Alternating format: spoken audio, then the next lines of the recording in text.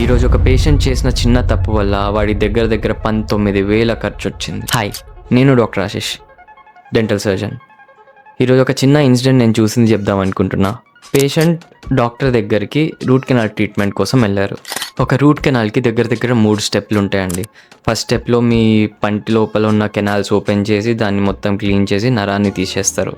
Second స్టెప్లో దాంట్లో వేరే మెటీరియల్ నింపి పన్ను ట్రిమ్ చేస్తారు. థర్డ్ స్టెప్లో దానికి క్యాప్ పెడతారు.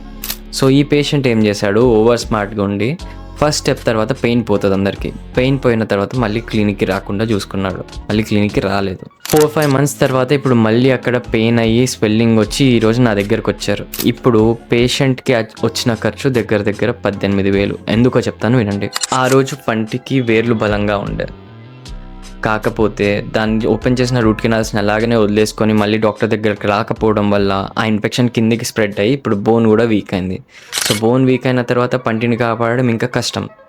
సో ఇప్పుడు ఏం చేయాల్సి వచ్చింది, ఏ పన్ను అయితే అయినా కాపాడుకోవచ్చో అది పీకేయాల్సి వచ్చింది. పన్ను పీకేయడంతో పాటు ఇప్పుడు ఆ పక్కనున్న 3 పనులకు కలిపి బ్రిడ్జ్ పెట్టడం వల్ల దగ్గర 12,000 ఖర్చు.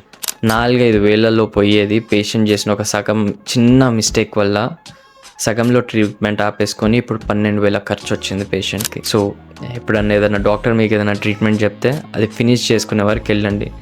ప్రాబ్లం నొప్పి కాదు, ప్రాబ్లం లోపల ఉన్న బ్యాక్టీరియా, పస్ అండ్ ఇన్ఫెక్షన్.